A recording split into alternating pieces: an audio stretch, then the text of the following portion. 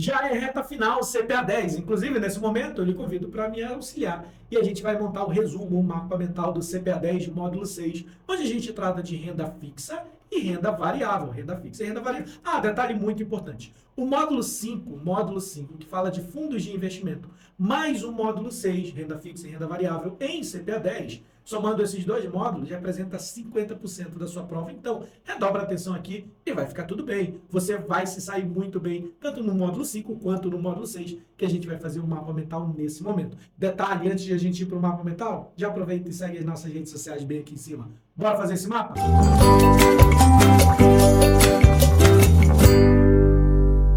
A gente começa entendendo como funciona o título de renda fixa. Inclusive, a gente vai entender também por que se chama, né, título de dívida. Aí, então, peraí, título de renda fixa é título de dívida? É sim, título de renda fixa também pode aparecer na prova, em simulados, como título de dívida. Mas é interessante a gente saber o porquê. Vamos imaginar aqui uma instituição financeira que vai emitir um título bancário. Bem, como é que funciona? Essa instituição, ela pode emitir um título e dizer: ô superavitário, ô você bonitão que tem dinheiro, manda dinheiro para mim. Tá. Quando esse meu amigo mandou dinheiro para a instituição financeira, nós vamos dizer que essa instituição, ela captou recurso, né? Ela pegou dinheiro do nosso amigo superavitário através desse título que foi emitido. Mas essa instituição, ela capta esse recurso com que finalidade? Para poder emprestar para o deficitário. É assim, ó, manda dinheiro, vou captar dinheiro para poder emprestar lá para outra ponta, para o deficitário. Quando a instituição empresta ali para o deficitário, o que acontece? Esse nosso amigo deficitário vai pagar uns juros. Paguei os juros e a instituição financeira paga uma rentabilidade, né? Paga um rendimento, uma rentabilidade ali para aquele nosso amiguinho que colocou o dinheiro no título. Ok, então isso aqui é fácil. Eu entendi isso aqui. Mas eu não entendi por que se chama título de dívida. Calma, jovem, baixa o facho. A gente vai entender agora. Vamos excluir essa parte aqui do nosso desenho e vamos olhar simplesmente para essa parte aqui e vamos pensar no seguinte. Quando essa instituição financeira emitiu esse título de renda fixa para captar recurso, o nosso amiguinho depositou dinheiro e agora essa instituição ela é obrigada a devolver esse dinheiro com juros, com uma rentabilidade. Opa, peraí. Se a minha instituição financeira ela é obrigada a devolver esse dinheiro com uma rentabilidade, então essa instituição financeira ela tem uma dívida com esse amiguinho que botou o recurso lá, não é não? Exato. Daí o nome título de dívida. Porque quando uma empresa, uma instituição emite um título de renda fixa para captar recurso, ela vai captar recurso, ela vai ter uma dívida com o superavitário, com a pessoa que mandou dinheiro. Ela é obrigada a devolver, daí o nome, título de dívida. Ah, entendi. Mas só as instituições financeiras é que emitem título de renda fixa, título de dívida? Não, lógico que não. As outras empresas podem emitir também. Por exemplo, uma empresa SA de capital aberto não financeira, que não é uma instituição financeira, pode emitir um título de dívida? Lógico que pode. Ela vai captar recurso, mas aqui tem um detalhe. Se é uma empresa não financeira, ela não pode emprestar dinheiro.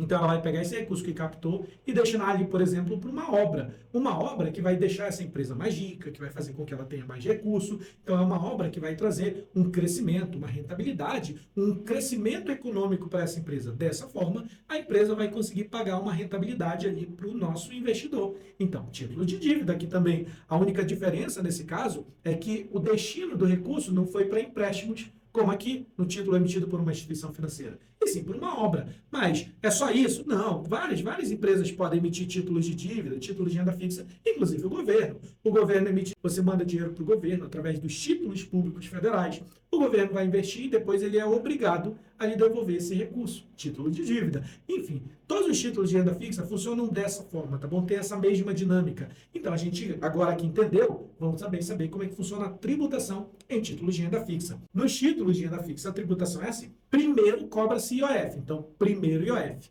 Depois, o imposto de renda. Sempre a tributação em títulos de renda fixa vai ser na fonte. Então, quando tu resgata o teu valor, já vem descontado a tributação. Mais uma vez, primeiro o IOF, depois o imposto de renda. Tanto um quanto o outro, ele vai cobrar em cima da rentabilidade, do ganho de capital, do quanto você ficou mais rico. Ah, eu coloquei ali R$ 1.000 e agora eu tenho 1.300. Bem, quando foi a tua rentabilidade? Quanto foi o teu ganho de capital?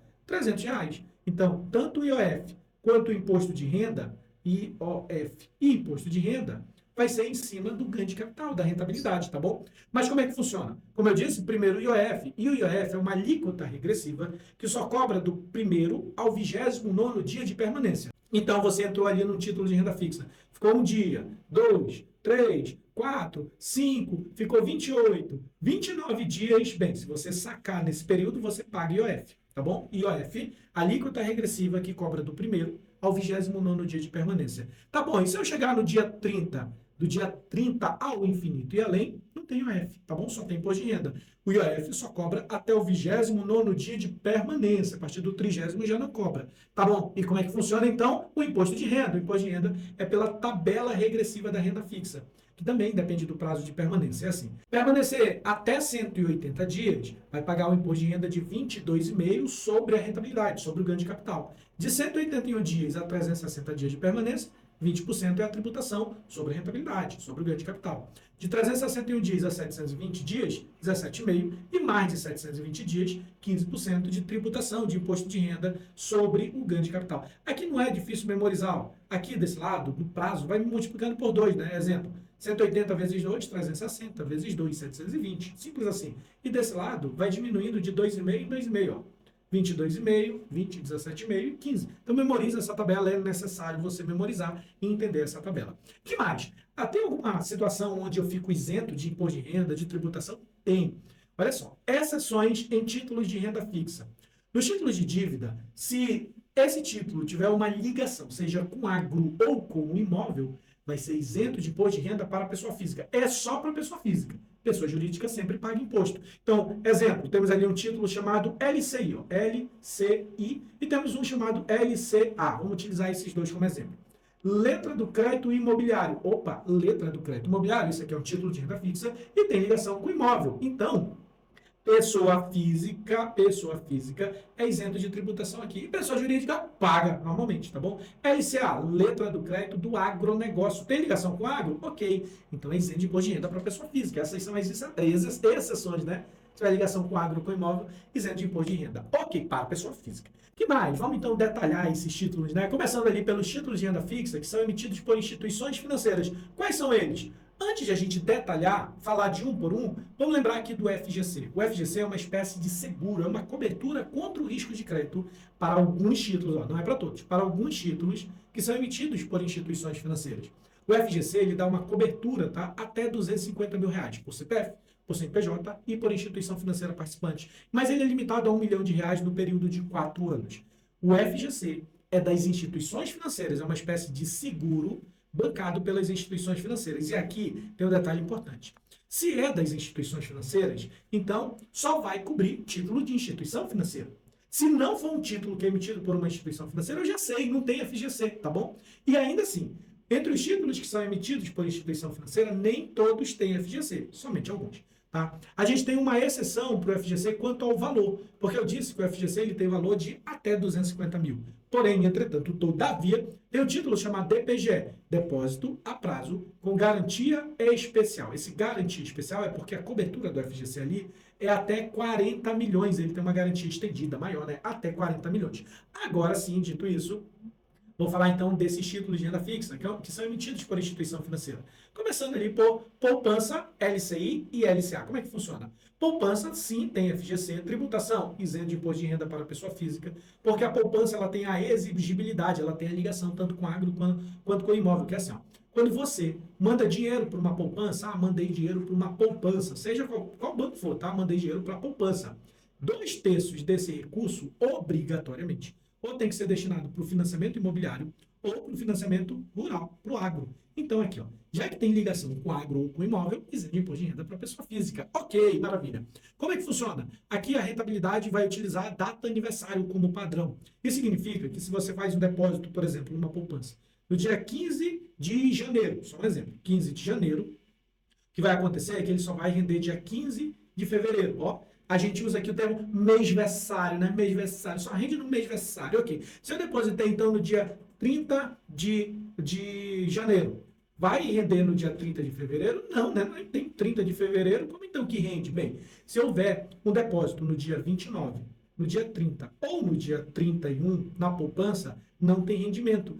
Independente de um mês ter esses dias ou não. Como é que funciona, então? Se você fizer um depósito na poupança no dia 30, 31 ou dia 29, a rentabilidade é só no dia 1º do mês posterior. Nós chamamos isso de data crítica, tá bom? Então é o seguinte, ó, deixa eu voltar aqui, que eu falei da data aniversário e agora eu vou falar de data crítica. Depositei dia 29 de março, tá bom. Quando é que vai render? 29 de abril? 29 de abril? Não, 29 de abril não rende, nem 29, nem 30, nem 31, não rende essas datas. Não rende esses dias, tá bom? Mesmo que tivesse 31 de abril, não renderia. Quando é que rende, então? No próximo dia útil. Depois disso, no caso, seria dia 1º de maio, que é feriado, então seria 2 de maio. É assim, tá bom? Beleza, então, rentabilidade na poupança? Por data aniversário, levando em considerações as datas críticas, 29, 30 e 31. Aqui também tem a remuneração pelo menor saldo do período. Isso significa que a rentabilidade da poupança é sempre sobre um menor valor no período em que você depositou. Exemplo, imagina que no dia 3 de maio, alguém depositou aí 10 mil reais na poupança. 10 mil. Bem, já sei que se for dia 3 de maio, a rentabilidade vai acontecer dia 3 de junho, né? Por data aniversário, não é uma data crítica, então vai ser dia 3 de junho. Tá bom. Mas vamos supor, vamos imaginar que no dia 1º de junho, 2 dias antes de render, essa pessoa foi lá e sacou 9.500. Bem, sacou 9.500 ali do dinheiro que estava na poupança. Ficou quanto? Ficou 500 reais. Ok. Isso significa que quando chegar no dia 3/6, no momento da rentabilidade, a rentabilidade vai acontecer em cima dos 500 reais somente, pelo menor saldo do período. Poupança. É por isso que falam mal de ti, poupança. Outra coisa, a poupança ela tem a sua rentabilidade ligada à Selic, tá? Como assim? É o seguinte, ó. Se a Selic for superior a 8,5% no ano, a rentabilidade da poupança é essa. Ou 6% ao ano mais a TR, ou de forma mensal, né? 0,5% ao mês mais TR. Tá bom, essa é a rentabilidade normal da poupança, sempre que a Selic for superior a 8,5%. Porém, se a Selic ficar igual ou abaixo de 8,5%, imagina a Selic aí, 8,5%, 8,4, 8,3, qualquer valor igual ou abaixo de 8,5, o que acontece? A rentabilidade da poupança ela muda, ela vai piorar. A rentabilidade da poupança, nesse caso, passa a ser 70% da Selic mais a TR. Mais até. Ficou pior, ficou pior. E assim funciona a rentabilidade da poupança. Falando do LCI e do LCA, mais uma vez tem FGC, isento de imposto de renda para a pessoa física. A LCI tem lastro, tem ligação com o imóvel, e o LCA tem ligação com o agro, tá? O LCI, o prazo mínimo, coloquei meu dinheiro no LCI. Quando é que eu posso resgatar? Só depois de 12 meses. Esse é o prazo mínimo do LCI. E do LCA? Botei meu dinheiro no LCA, prazo mínimo 9 meses. Maravilha. Tem outros títulos de instituição financeira? Tem. Tem, por exemplo, o RDB e o CDB, que são muito parecidos. Então, vamos ver as características. Primeiro, o RDB. Tributação, IOF e o imposto de renda conforme tabela regressiva. Aqui no RDB não possui liquidez no mercado secundário, então não tem risco de liquidez o RDB. Por isso, já que os riscos no RDB só são risco de mercado e de crédito. Já no CDB, a tributação IOF e IR, conforme a tabela regressiva da renda fixa, aqui tem liquidez diária, também tem liquidez no mercado secundário, risco de mercado, risco de liquidez e risco de crédito. Tem lá o nosso queridíssimo CDB.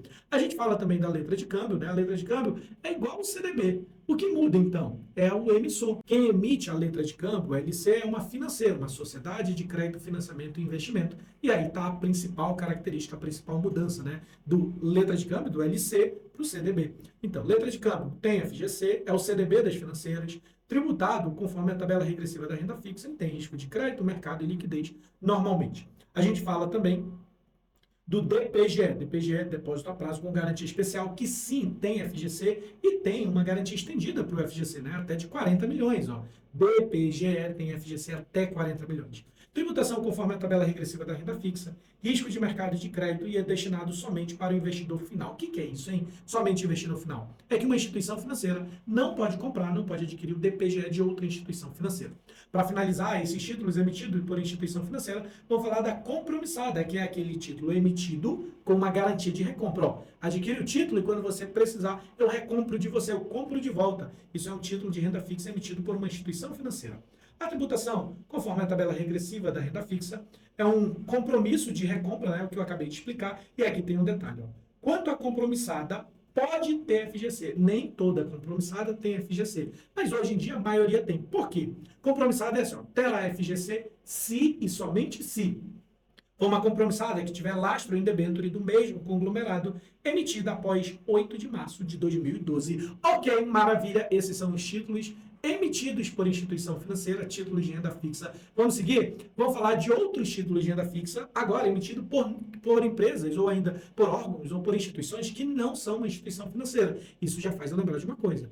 Se não é uma instituição financeira que emite, já sei, não tem FGC aqui. Vamos falar deles, né? Os títulos públicos federais emitidos pelo governo. É sopa de letrinha, sim. A gente fala aqui do LTN, do LFT, do NTNB principal, do NTNB e do NTNF. Ai, meu pai, que sopa de letrinha. Bem tranquilo. Primeiro vamos falar do nome que a gente encontra ele no Tesouro Direto, né? No Tesouro Direto, o LTN aparece como Tesouro Prefixado. O LFT aparece como Tesouro Selic. O NTNB principal é o Tesouro IPCA+. O NTNB é o Tesouro IPCA+, com juros semestrais, visto que ele tem cupom. E ali a gente tem o NTNF, que é o Tesouro Prefixado com juros semestrais, visto que tem cupom. Mas eu quero chamar a sua atenção para um detalhe aqui. Ó. Primeiro, a gente tem ali o LTN e o NTNF. LTN, o Tzão veio antes do final, é um título pré-fixado. O T veio antes, veio precoce. Precoce não, né? O Tzão que veio antes. Tá. O LTN é um título pré-fixado. Exatamente igual ao NTNF. F de fixado, ó, título pré-fixado. Tanto que eu botei os dois de verde para você logo associar. Os dois são pré-fixados. Qual a principal característica, qual a principal diferença entre eles? A principal diferença entre o LTN e o NTNF é simplesmente que um não tem cupom e o outro sim tem cupom. Tem outras? Tem, mas assim, olhando para essa tabela, a gente vê prefixado e prefixado. Diferença, um é sem cupom e o outro é com cupom, tranquilinho aqui. Que mais? A gente vai ver outro que são em pares, ó, NTNB e NTNB principal. Como é que eles funcionam? Os dois, eles vão ter uma rentabilidade, que é um juros mais a variação do IPCA. Um juros fixo, estabelecido pelo governo, mais o IPCA. Isso significa que tanto o NTNB quanto o NTNB principal, eles protegem contra a inflação. Por quê? Porque eles sempre vão proporcionar um ganho acima da inflação. Não faz sentido lógico, eles sempre vão te proporcionar um ganho real. Imagina que o governo estabeleceu um juros fixo de 5%. E independente de quanto for a variação do IPCA da inflação, você sempre terá um ganho acima dela, visto que tu tem um juros mais a inflação. Se a inflação for 3%, qual vai ser teu ganho? Aproximadamente 8%. Se a inflação for 5%, quanto vai ser o ganho? Aproximadamente 10%. Então, nota, sempre um ganho acima da inflação, sempre um ganho real, protege contra a inflação. Então, qual é a diferença do NTNB para o NTNB principal? É que o NTNB principal paga tudo no final, ele é sem cupom, ele é zero cupom.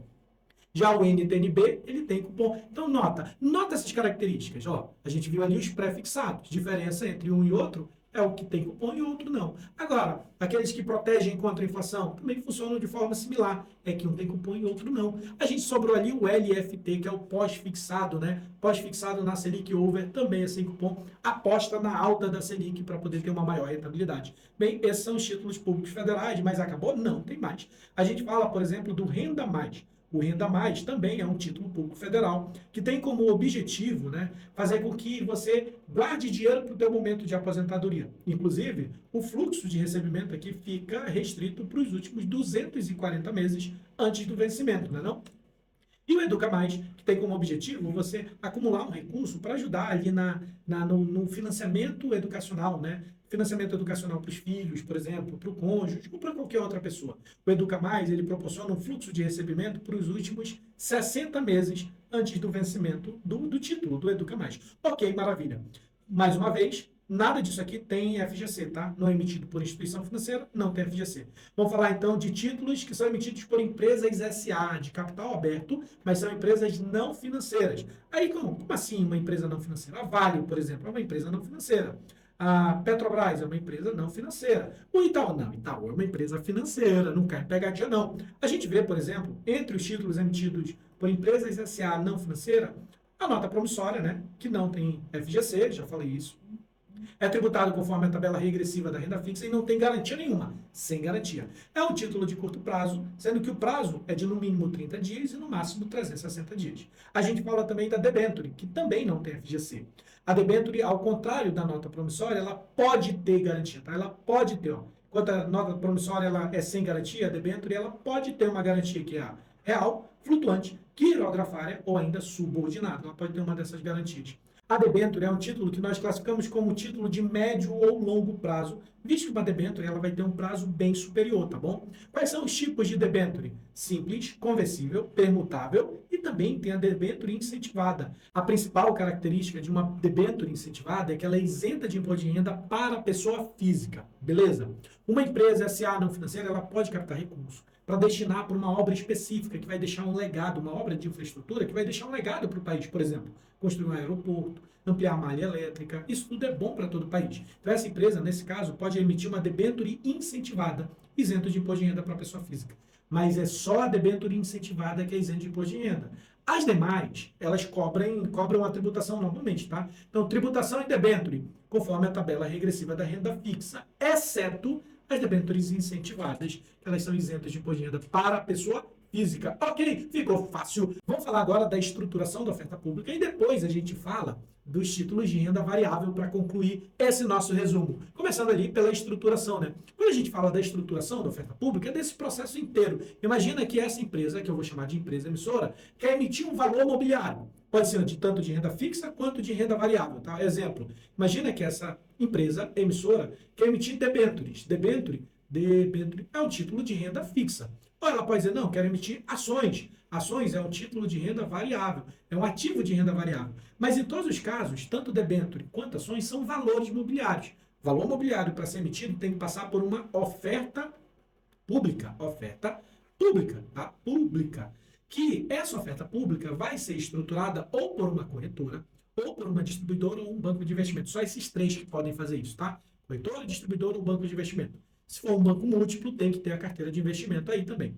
Tá. Essa instituição financeira, o que ela vai fazer? Ela vai confeccionar esse ativo que vai ser emitido. Depois de confeccionar, ela vai levar ao mercado para ofertar, para oferecer, para fazer essa venda lá para os investidores, tá bom? Esse processo inteiro nós chamamos de oferta pública. Se for a primeira vez, oferta pública inicial. Ou ainda em inglês, né? IPO, Initial Public Offer, né? Oferta pública inicial. Mas tem outros nomes também. Operação de subscrição. É a mesma coisa, é o processo inteiro.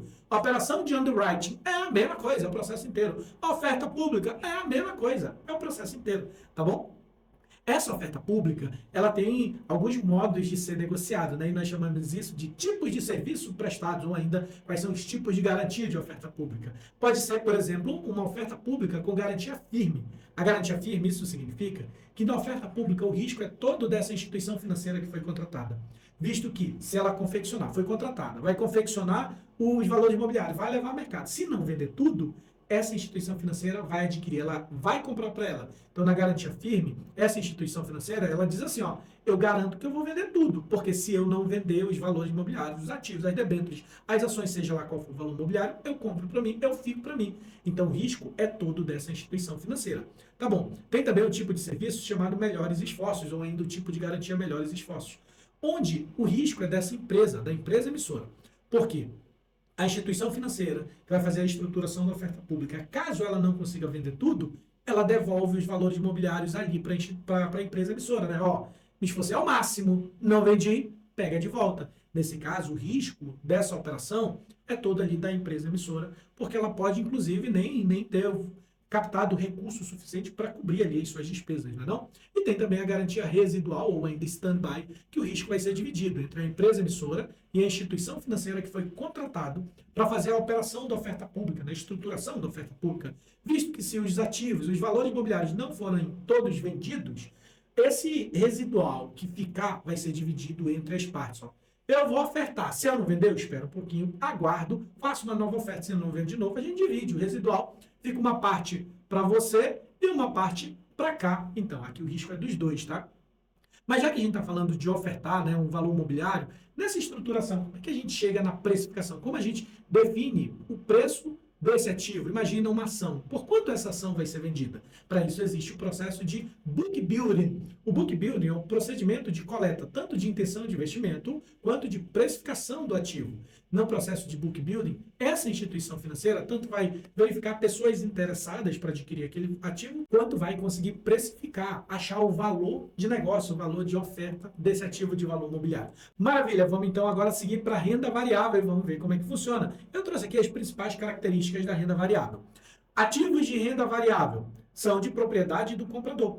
Então, quando você adquire um ativo de renda variável, você se torna dono, proprietário daquele ativo. Exemplo de ativos de renda variável: ações, moeda, imóveis. Tudo isso, quando você adquire, você se torna dono, proprietário. Em nenhum momento você volta lá com a empresa da qual você adquiriu e pede resgate. Não tem como fazer isso. Imagina, por exemplo, que você comprou um imóvel. Ah, comprei um imóvel, eu sou dono do imóvel. No dia que eu não quiser mais, eu vendo para o outro. Em nenhum momento eu vou voltar ali na construtora e dizer: ó, pega o imóvel de volta e devolve meu dinheiro. Não acontece isso, né? A mesma coisa com moeda, a mesma coisa com ações, a mesma coisa com criptomoeda. Tudo isso são ativos de renda variável, tá bom? Outras características: os ativos de renda variável não possuem vencimento. Se adquiriu, você pode permanecer o tempo que quiser com esse ativo. Não tem um prazo estabelecido. Assim também como não tem uma taxa previamente acordada. Exemplo: vou comprar ações e certamente em um ano eu vou ter uma rentabilidade de 10, 12, 15%. Acordado isso. Não tem como você definir isso. Vou comprar moeda e certamente eu vou ter uma taxa, uma remuneração de tantos por cento. Não tem uma taxa previamente acordada, tá bom? E o investidor possui responsabilidade ali no recolhimento da tributação. Opa, já que a gente está falando em tributação, qual é a tributação na renda variável, hein? Ou é 15% ou é 20%. 15% serão em operações normais. Operação normal é quando você compra e vende ativos em dias diferentes, ativos de renda variável. E day trade? O que é day trade? Que eu pago 20% de imposto sobre o ganho de capital lá no day trade. Na tributação, em day trade é assim: quando você compra e vende o mesmo ativo no mesmo dia. Então imagina aí que na parte da manhã, às 10 horas da manhã, você comprou as ações da BB Seguridade, ou BBSE3. Comprei essa ação. À tarde, às 2 horas da tarde, vendi essa mesma ação, BBSE3. E tive ganho com isso. Bem, se tu teve ganho, dando ganho de capital, paga imposto, nesse caso, 20%. Day trade, tributação 20%. Day trade, comprar e vender o mesmo ativo no mesmo dia. Ok. Mas existe alguma possibilidade de isenção na renda variável? Sim, a gente vai ver posteriormente. Mas existem exceções para pessoa física somente, em que pode ficar isento de imposto de renda na renda variável, e a gente já vai ver na tela seguinte. Tá, mas quando a gente fala em renda variável, logo a gente pensa em ações, né? Ações é um item de renda variável, é um ativo de renda variável que a gente vê com muita facilidade. Então vamos falar aqui das características, como é que são essas ações. A ação, ela pode ser uma ação ordinária ou preferencial. Ordinária é representada pela sigla ON e ela tem o numeral 3 ao lado dela. Exemplo, temos ali a Bradesco, né? BBDC3. Essa aqui é a ação ordinária do Bradesco. Já a preferencial é representada pela sigla PN e tem o numeral 4 do lado dela. Exemplo, Bradesco BBDC4. É a ação preferencial do Banco Bradesco. Mas vamos falar das características? É assim, ó. A ação ordinária, ela dá direito a voto. É ela que controla a companhia. E no caso de uma nova emissão, no mínimo 50% das novas ações tem que ser ordinária. Já a ação preferencial, ela dá preferência nos dividendos, no recebimento de pagamentos. Porém, se acontecer de ficar 3 exercícios ou 3 anos, né, consecutivos sem receber dividendos, a ação preferencial ela passa a ter direito a voto, mas é só até receber o dividendo novamente. Tá bom? Nesse caso, não é que a ação preferencial ela mudou a classificação, que virou ordinária, nada disso. Ela simplesmente ganhou direito a voto. E quando o acionista receber dividendos novamente, volta a ser uma ação preferencial normal, sem direito a voto, tá bom? E no caso de uma nova emissão, 50% no máximo é que podem ser ações preferenciais. Aí, então, peraí, isso aí me confundiu. Essa última linha aí me deixou nervoso, me deixou ansioso, ansiosa. Vamos lá que vai ficar fácil. Uma empresa, quando emite ações, ela pode emitir 100% de ações ordinária e 0% de ação preferencial? Pode. Uma outra empresa pode emitir, caso emita ações, ali 70% de ações ordinárias e 30% de ação preferencial? Pode também, pode. Agora, essa empresa pode emitir, por exemplo, 40% de ações ordinárias e 60% de ação preferencial? Não, não pode. Como assim? Porque no caso de uma nova emissão, no mínimo 50%. Então, aqui, ó, no mínimo 50% tem que ser ordinário, tá bom? No mínimo 50% AN. E no máximo 50% PN. Pronto, é assim, beleza? Agora, ficou fácil, agora eu entendi. Que mais?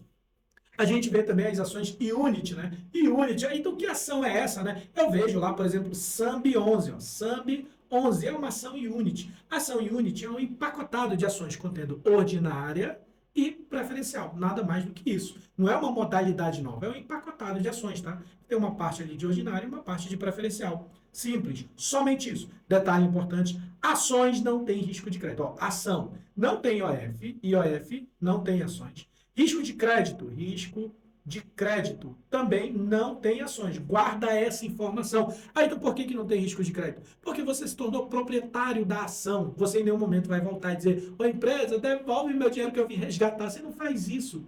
Então, se você não faz isso, a empresa não tem obrigação de lhe devolver o seu dinheiro. Você comprou o ativo. A empresa não vai resgatar, devolver o dinheiro para você. Já que a empresa não tem essa dívida comigo, não tem risco de crédito aqui. Vamos seguir. Vamos falar aí de algumas possibilidades de ganho com ações. Primeiro, ganho de capital. Ganho de capital nada mais é do que comprar barato e vender caro. Imagina que eu comprei uma ação que vale R$10, passou um tempo, eu vendi essa ação por R$18. Bem, quanto foi meu ganho de capital aqui? R$8 por ação, né? Ganho de capital é isso, R$8. R$8 por ação. Ganho de capital é isso. Comprei barato, vendi caro. Só que aí tem um detalhe quanto à tributação, que é assim. Ganho de capital, se for day trade, a tributação é 20%, sendo que 1% é na fonte, retido pela corretora como dedo duro, e o restante é o próprio investidor que vai lá, gera um DARF, né, um documento de arrecadação fiscal, um DARF, e ele tem até o último dia do mês posterior para pagar esse DARF, para fazer esse restante do recolhimento. Tá bom. E se não for day trade, se for uma operação normal? Bem, se for uma operação normal, comprei e vendi em dias diferentes, como é que funciona? A tributação é 15%. Tá? Essa é a tributação total, sendo que na fonte, de dedo duro, a corretora segura 0,005% do teu ganho de capital. O restante, você gera um DARF, um documento de arrecadação fiscal, e tem até o último dia útil do mês posterior, do mês seguinte, do mês subsequente, para ir lá e fazer o recolhimento, o pagamento desse DARF. Tá bom? Só que aqui tem um detalhe, que é o seguinte, ó. Existe a possibilidade de você ser isento em ganho de capital com ações. Por exemplo, comprei por 8 e vendi por 15, tive ganho de capital. Tá bom. Existe a possibilidade de eu ser isento aqui? Sim. Olha só, tem algumas regrinhas que eu vou botar em destaque. Se você é pessoa física, se não está fazendo day trade, então se não day trade, dentro do mês calendário, então vou botar aqui, ó, dentro do mês calendário. O que é o mês calendário? É o mês fechado, né? Do dia 1º ao último dia do mês. Mês calendário é isso. Então, dentro do mês calendário, o valor da tua venda for de no máximo, ou seja, até R$20 mil, o valor da alienação, da venda. Então, isento de imposto de renda, isento de IR. Tem que cumprir essas regrinhas, tá? Então, no ganho de capital com ações, se for pessoa física, se não está fazendo day trade, se dentro do mês calendário vendeu, alienou até R$20 mil, isento de imposto de renda. Ok, maravilha. Vamos seguir? Que mais? A gente ainda fala de dividendos, que é outra possibilidade de ganhar dinheiro, né, com ações. Dividendos é a distribuição de parte do lucro líquido da companhia para todos os acionistas. Dividendo é isento de imposto de renda. A gente fala sobre juros de capital próprio, né? Juros sobre capital, ou ainda juros sobre capital próprio, é a mesma coisa. Que nasce ali do lucro que fica retido pela empresa, é reinvestido na própria empresa e assim o montante cresce. Por isso a gente chama de juros sobre o capital próprio, os juros sobre aquele capital que foi reinvestido. Aqui tem tributação de imposto de renda, tá? 15% na fonte. Tem outras formas de ganhar dinheiro com ações? Tem também. Tem, por exemplo, a bonificação. Bonificação, ela nasce após a incorporação de reservas daquela empresa. Uma empresa está crescendo, ela incorpora capital, incorpora reservas. O acionista, ele pode receber ações gratuitamente. Olha, ações gratuitamente. Isso é bonificação, tá? Para que isso? Ela vai receber ações gratuitamente para que o acionista mantenha o seu percentual de participação dentro da empresa. Bonificação. Distribuição gratuita de ações aos acionistas. Tem também o direito de subscrição, que vai nascer da mesma situação, após a incorporação de reservas. Então, a empresa está crescendo, agora vai incorporar capital. Depois de incorporar as reservas, ela pode não distribuir gratuitamente ao acionista, que seria uma bonificação. Ela pode dar o direito de o acionista comprar as ações antes e mais barato que o mercado. Isso nós chamamos de direito de subscrição. É dar um direito de comprar. O acionista, a gente está crescendo aqui, tá? Para você manter o seu percentual de participação dentro da empresa, você precisa para comprar tantas ações. Tu tem o direito de comprar antes e mais barato do que o mercado, se você quiser. Isso é o direito de subscrição. Maravilha! Temos outras duas situações em ações, que é a possibilidade de implit, o agrupamento, ou a possibilidade de split, o desdobramento. Implit é assim, ó. O implit ele vai diminuir a quantidade de ações e diminui também o risco de mercado. O implit é uma ação que já está muito desvalorizada. Imagina várias ações aqui, imagina uma empresa, na verdade, que está com ação que foi emitida, vamos imaginar, aí por R$30. Quando foi colocada no mercado, valia R$30. Só que desvalorizou e hoje está valendo R$2. R$2. Aí essa empresa pode chegar lá na CVM e dizer, ô CVM, é o seguinte, ó, a minha ação desvalorizou muito, eu queria fazer um split, o agrupamento, a CVM vai dizer. Você quer agrupar quantas ações? Nesse nosso exemplo, eu peguei 1, 2, 3, 4, 5, 6, 7. Eu quero agrupar 7 e transformar cada 7 cada grupo de 7 ações, em uma só, valendo R$14. Então, no agrupamento, no split, ele pega uma quantidade de ações e agrupa. Nesse nosso exemplo, foi 7 para 1. A cada 7 ações virou 1, né? Nota aqui o seguinte, ó, a ação estava valendo R$2 e ela passa a valer 14. Não é que a ação valorizou.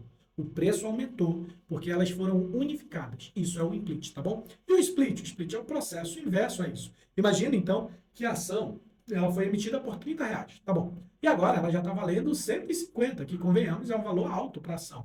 Aí essa empresa pode ir lá na CVM e dizer, CVM, eu quero desdobrar a minha ação, ela está valendo 150 e eu quero, por exemplo, desdobrar aqui em várias menores, né? Por exemplo, eu quero desdobrar uma para 5, né? E cada uma delas aqui vai valer R$30. Cada uma, 2, 3, 4, 5. Quero desdobrar uma para 5. Cada uma delas aí vai valer R$30. O que é isso? Esse é o split, é o desdobramento. Vai aumentar a quantidade de ações, mas diminui o risco de liquidez, tá bom? Ok, vamos continuar. Tá chegando o final do nosso resumo. Seguindo para a reta final do nosso mapa mental, vamos falar de clube de investimento, renda variável. O clube de investimento é formado somente por pessoa física e terá no mínimo 3 e no máximo 50 participantes. Então é de 3 a 50 participantes. Ele tem um limite aqui de participantes, né? No mínimo 3 e no máximo 50.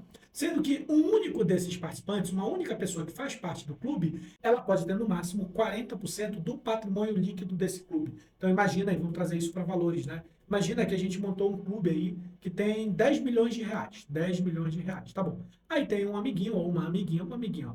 Ou ali, vamos imaginar que ela colocou 5 milhões. Ela pode? Não, porque 5 milhões é metade, é 50%. Então, ela pode colocar 4 milhões? Ela pode ter 4 milhões? Pode, porque no máximo 40% do patrimônio líquido é o que cada participante pode ter ali num clube de investimentos. Maravilha. Ele vai ser administrado ou por um banco de investimento, ou por uma corretora, uma distribuidora, quem faz a administração fiduciária, né? A tributação aqui é 15% fixo, não tem para onde correr, e ele vai investir no mínimo 67% do seu patrimônio em ações. Ok, para finalizar, vamos falar de índice ou ainda de indicadores ali da renda variável, né? Os principais que a gente verifica é o Ibovespa, por exemplo. O Ibovespa é o índice de ações, o índice das ações mais líquidas. A gente fala também do IBRX. O IBRX 100 são as 100 empresas mais negociadas na Bolsa. IBRX 50, as 50 empresas mais negociadas na Bolsa. E os Small Caps? Small Caps são empresas com menor capitalização na Bolsa de Valores. São as menores empresas das empresas gigantes que a gente tem lá na nossa Bolsa de Valores. Maravilha, detonamos, passamos aqui pelo mapa mental do módulo 6, CPA 10. Te vejo na próxima.